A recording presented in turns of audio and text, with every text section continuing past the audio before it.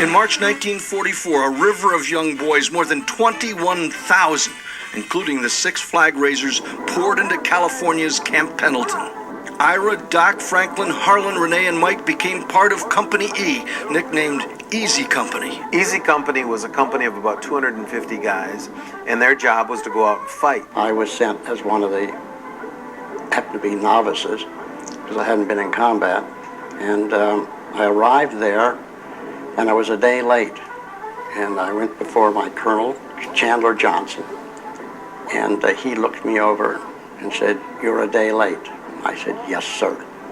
And he said, "I'm going to make you my adjutant, and you're going to rue the day, report on time tomorrow." I didn't know anything about being an adjutant. I read the manual. At the very end, it said, "And the adjutant carries the flag." And somebody said, "Why the flag?" And I said, "I don't know, but I'll have it if you need it." That flag that's right behind you? Yes. And with the hopes that maybe we would be the outfit that would put the flag up.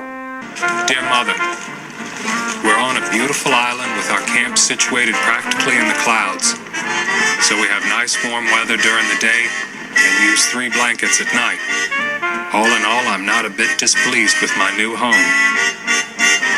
As the Japanese worked to fortify Iwo Jima, thousands of new recruits and combat veterans like Mike Strank, Henry Hansen, Harlan Block, and Ira Hayes would make the 5th Division one of the most highly trained in Marine Corps history. At the last minute, Greeley Wells brought aboard an item that would make history. It was a funny thing that when we got on the boat to go, the colonel said, "We got the flag?" And I said, "No, but I will get it." So I got it off the USS Missoula, small flag, and I put it in my map case. Out there during the night. And the next morning, everybody getting up there to look to see what kind of plate it was going to take 70,000 Marines to take. The night before combat, I noticed that people were walking the deck. Could hear it quite obviously. Well, being a novice, I didn't know what I was getting into, so I was not worried. But those that have been in combat, some of them have been in Guadalcanal, some of them have been in other places, they knew what was coming. So I had the fortune of being innocent, but it didn't last long. Lieutenant Greeley Wells, who carried ashore the flag that first flew over Suribachi, relates what really happened when the Stars and Stripes went up. It's a stirring saga of courage in combat, unmatched in any war. On February 23rd, 1945, 2 flags were raised over Iwo Jima. The first signaled a moment of pure joy. A big cry went across all the men. We'd captured Suribachi, and there was the proof. Then 2 hours later, a larger flag was raised to replace the original, an event that meant little at the time. There wasn't any noise. Nobody even knew the flag had gone up. Both flag raisings have been documented on film. But it was AP photographer Joe Rosenthal who clicked his shutter at exactly the right moment and changed the lives of so many people. Time has transformed the 18-year-old boys who went to war into white-haired grandfathers. World War II veterans are currently dying at the rate of 1,500 a day. They all know, or at least they should know by now, that there's no way you get out of this alive. So a lot of our friends and the veterans of that battle are passing on to their reward.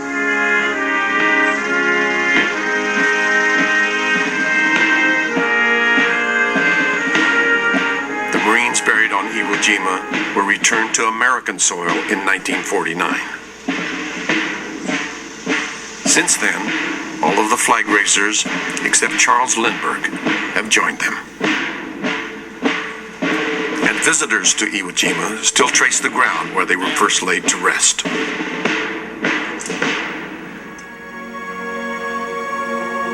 We will remember how you looked when we placed you reverently, lovingly in the ground.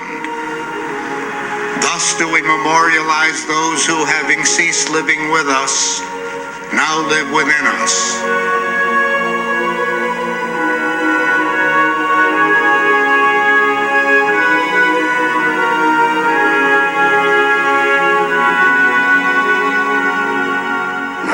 lost 6,800 killed. And we saved the lives of 27,000 airmen. It had been a bloody, bloody battle, but our mission had been accomplished. Taking Iwo definitely hastened the end of that war. I'm a veteran of 3 wars that our country has fought over a period of about 35 years. None of the others compare to Iwo Jima.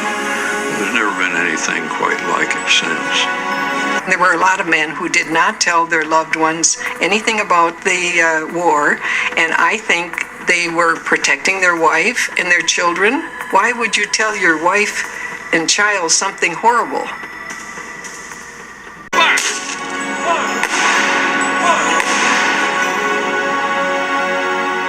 The battle that was unlike any other gave to the world a photograph unlike any other. Ultimately, the photograph represents every man or woman who has fought for victory in any country at any time. Yes, I'm the fellow who took the photograph of the flag raising on Mount Suribachi. But the Marines took Iwo Jima.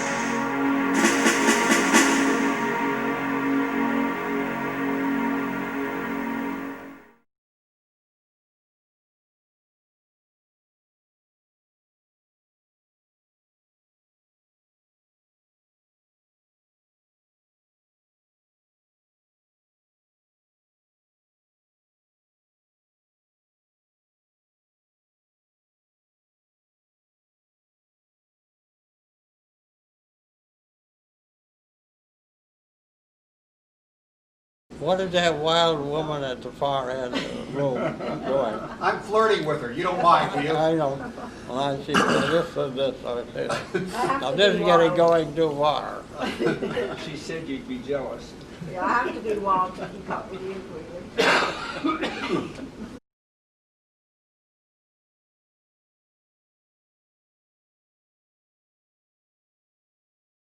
What brought you from the Midwest or the East Coast to Seattle? Did you retire here? No. Your children and grandchildren were out here, is that correct? Well, yes. They moved out here, doing well. Good. Can I talk to the chief down there? She's my boss. Yes. You don't have to do all this cuddling just to pass a message. You don't want all the cuddling, or you do? I didn't know we were cuddling. We hadn't got to that yet. Okay. We know what she is. She's a little slow. It was exciting thinking about it. You've been forewarned. Yes.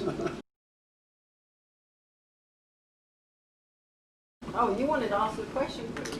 Or make a statement? There's an interesting story. We were in the occupation of Japan for quite a while, and I moved in this place and in my department and said, "Geez, what a mess!" So I called on somebody, and they keep saying, "Do this." Then they came down to do the lawn and cut grass. Yeah. They sent a truck in with about 200 Japanese on it. And believe it or not, they all had clippers. And they got them all squatted on the floor. Sergeant, okay, come on. And I'll hear all these women. They cut the grass with scissors. Yeah. That was funny. Must have been a small yard. Well, there's 200 of them. That's where the drill instructors learned that. Yeah. Were the residents of Japan surprised at how the Americans treated them during the occupation? Well, I think it should be. Yes. I mean, other nations wouldn't have been as kind and, Right. and giving and understanding.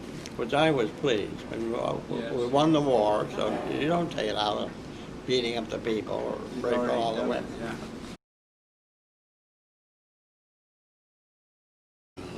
keep getting ready to ask you, sir, if you've had enough to eat, and I'd take that out of your way and give you some cake. Yep, but- you know, I really have. I don't. You sure? When you get to 91, you start filling up pretty quick. I'm gonna slide that over to Chris. And your answer ought to be, it also BS. Sir, we appreciate the time you're sharing with us today, and we thought that because we're bringing together 4, maybe 5 generations of Marines here, that we would ask the Sergeant Major and the Sergeant to present you with a couple of gifts from the Marine Corps Support Group. We know you're fond of that Iwo Jima hat, but maybe once in a while you could just put ours on. No. I wore it a little while. We got to get the bald heads There we together. go. We got to get all heads. Yeah, all the bald heads. I won't get too close, so it won't get it from me. All right, there we go. All right, let's be looking up. Oh, it is.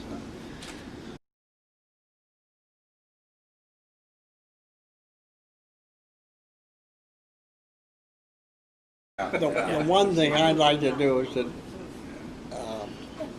drink to you guys, because you are carrying the tradition, and it appears to be If you wouldn't mind, very Captain, well. I think as most of the Marines, well, in fact, all the Marines here understand that, but typically the first piece of birthday cake is given to the guest of honor, which is definitely in this case yourself. You will have to serve double duty today, though, Captain, because you're also the oldest Marine present. So we will cut the first piece of cake. It will be delivered to you as both our guest of honor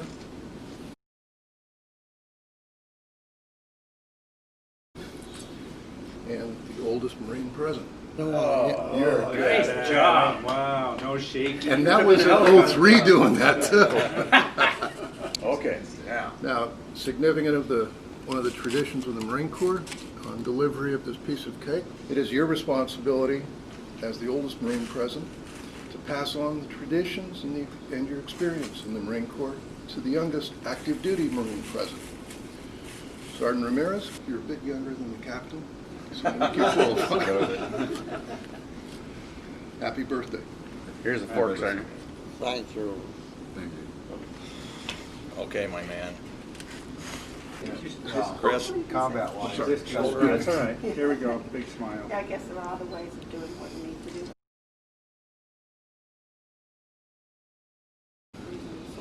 You know, I'm just sitting here and thinking about the Navy and the Army, and you or we in the Marine Corps automatically win, because before it goes down anything, you guys are the best looking fellas. You shined up, and it is amazing. This is important. Kind of like Pigpen from Peanuts when we're coming out of the field.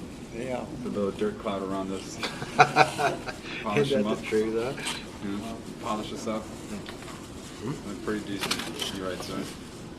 And it's loud and clear. And it says, we are Marines, get out of the way.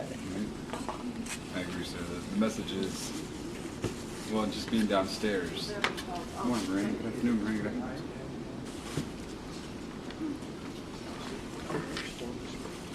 Slide over here. Very good cake. Is it? That's what these fingers are for. That's popsicle. Yeah. Really good